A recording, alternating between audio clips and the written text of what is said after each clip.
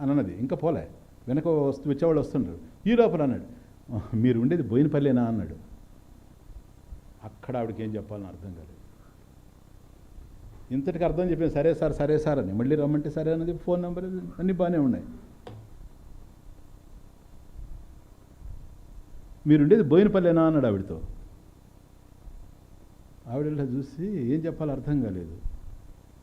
ఇతను డౌట్ పడ్డాడు. అన్నిటికీ ఆన్సర్ చేసింది. మీరుండేది బోయినపల్లి అంటే, కాదండి నేను ఖైరతాబాద్లో ఉంటానని చెప్పొచ్చు కదా, అమీర్పేటలో ఉంటానని చెప్పొచ్చు కదా, కాకపోయి ఉంటే ఎందుకని మాట్లాడడం లేదనుకుంటున్నాడు. వెంటనే ఇతను డౌట్ పడి, ఏమన్నా నేను చెప్పింది ఏమన్నా మిస్టేక్ చేసిందా ఏమిటని. అంత నా ఉద్దేశం అది కాదు, ఇక్కడ కార్యక్రమాలు జరుగుతూ ఉంటాయి కదా, ఒకవేళ దగ్గర అయితే వచ్చి చూపుదామని, లేకపోతే ఫోన్ చేద్దామని, అందుకని అడుగుతున్నానమ్మా, ఇంకేం లేదన్నాడు. ఆవిడుండే, మీరు అంత కష్టపడాల్సిన అవసరం లేదులేండి అన్నది. ఎందుకని అన్నాడు. నేను మీ వంట మనిషినండి. ఓసే నీదు.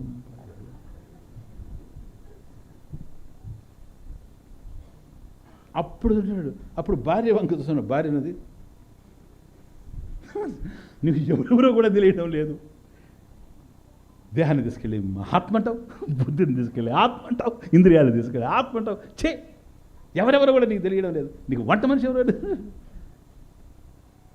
ఎందుకో తెలుసా, లోపల ఉపాధి వశాతి అంతా లోపల చేరిపోయింది. అది మనకు మెంబర్షిప్ బాగా, కస్టమర్స్ బాగా రావాలి. చివరికి వంట మనిషిని కూడా గుర్తుపెట్టకుండా ఆయన దృష్టి అంతా కూడాను న్యూ కస్టమర్.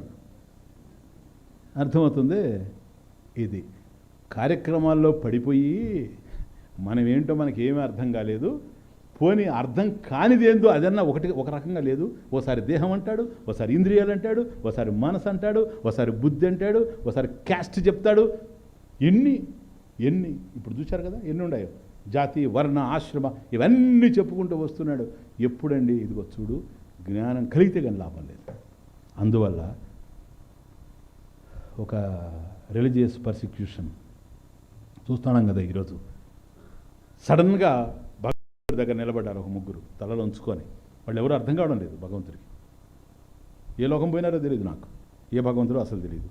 పోయి నిలబడి ఏందన్నా, ఏం చేస్తామండి, భూలోకంలో ఏం జరుగుతుందో మీకు తెలుసు కదా, ఎంత రిలీజియస్ పర్సిక్యూషన్ ఇది.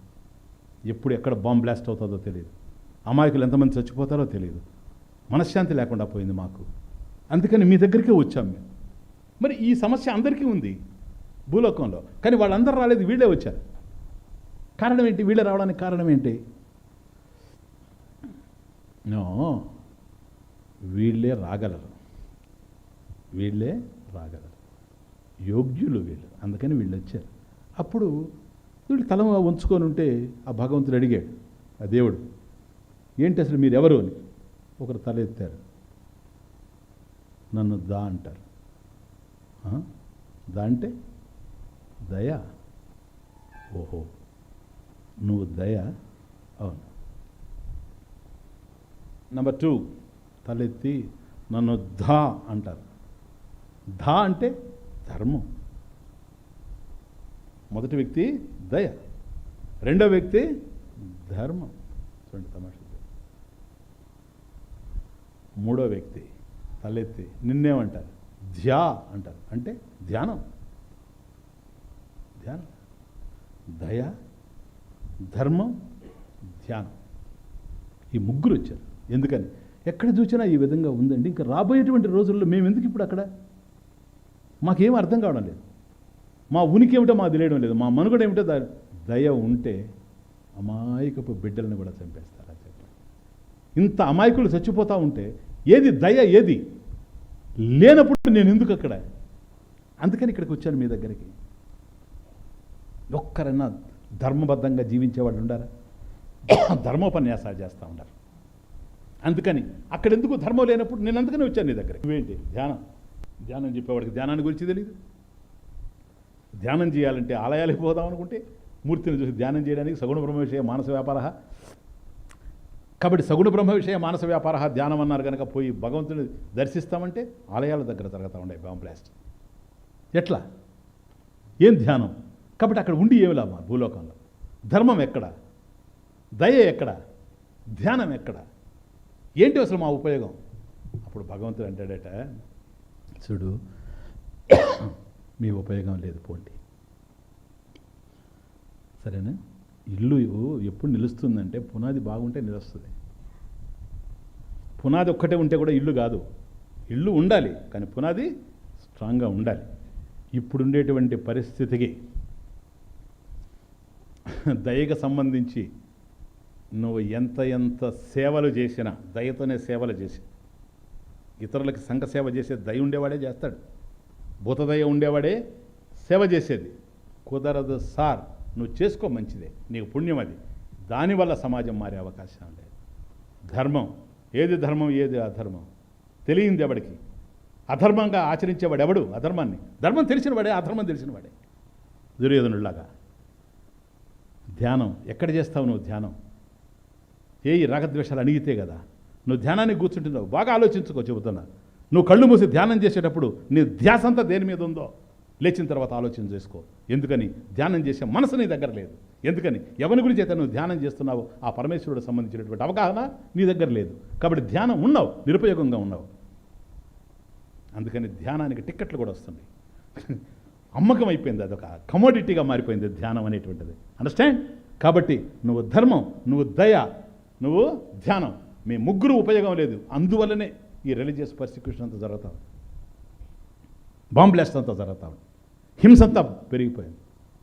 మరి ఎట్లండి? మీ సృష్టే కదా, నియతి ఉందని మీరే చెబుతారు. నియంత నువ్వు చూసుకోకపోతే ఎట్లా ధర్మం? నేనేమి నిద్రపోలేదు. విశ్వాన్ని సృష్టించిన వాడు విశ్రమించలేదు. ఏ టైంకి అది జరగాలని జరుగుతూ ఉన్నాయి, జరగని. ఇవన్నీ నీకు అర్థం కాని విషయాలు. మీ ముగ్గురు పోండి. కానీ మీరు అడిగేది ఏంటి? ఈ పరిస్థితి మారాలంటున్నారు. మీ ముగ్గురు వల్ల మాత్రం మారేందుకు అవకాశం లేదు. దయ వల్ల మారదు, ధర్మం వల్ల మారదు, ధ్యానం వల్ల మారదు. చేసుకోండి, తప్పులేదు. ఎందుకంటే చేయగలిగినవి, చేయతగినవి, important. Go and do that. మరి ఎట్లా? ప్రపంచం ఎట్లా? మీ ముగ్గురు వల్ల ఉపయోగం లేదు కనుక 4వ వ్యక్తి అవసరమై ఉన్నారు. ఇప్పుడు ఈ 3 ఉన్నాయి, ఉపయోగం లేదు.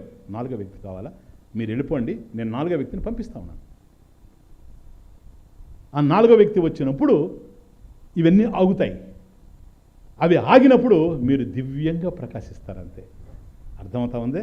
సూర్యోదయంతో మొక్కల నుంచి పుష్పాలు వచ్చినట్టుగా ఆ 4వ వ్యక్తి సమాజంలో రాబోతా ఉన్నారు. ఆ 4వ వ్యక్తిని నేను పంపిస్తున్నా. 4వ వ్యక్తి వచ్చినప్పుడు దివ్యంగా ఒక ప్రకాశం అలుముకుంటుందంతా.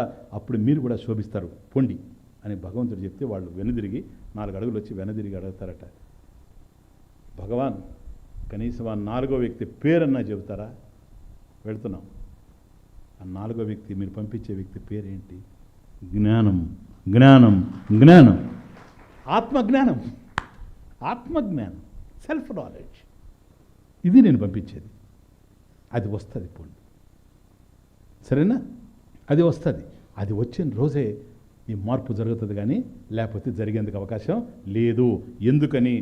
నానా ఉపాధి వశాత్ ఏవ జాతి వర్ణాశ్రమాదయ ఆత్మని ఆరోపితా తోయి రసవర్ణాది భేదవత్.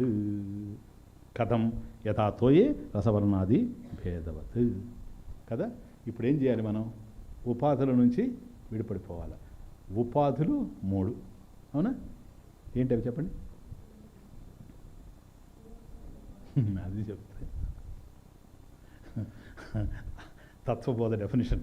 స్థూల సూక్ష్మ కారణ శరీరాద్ వ్యతిరిక్త పంచకోశాతీత అవస్థాత్రయ సాక్షి సన్ సచ్చిదానంద స్వరూప ఆత్మ. అదే ఉపాధిత్రయం. ఉపాధిత్రయం: కారణోపాధి, కార్యోపాధి, కరణోపాధి. ఇవేలే స్థూల సూక్ష్మ కారణ శరీరాలు. అవే మీకు అర్థం కావడం కోసం చెప్తాను.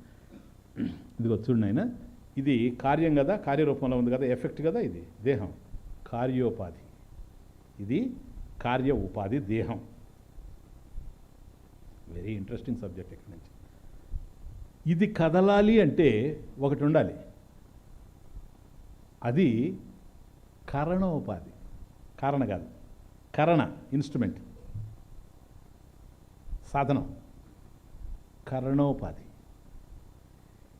ఈ 2 ఉండడానికి ఆధారంగా ఒకటి ఉంది, అది కారణోపాధి. ఈ రెండింటికి కారణమైనటువంటిది.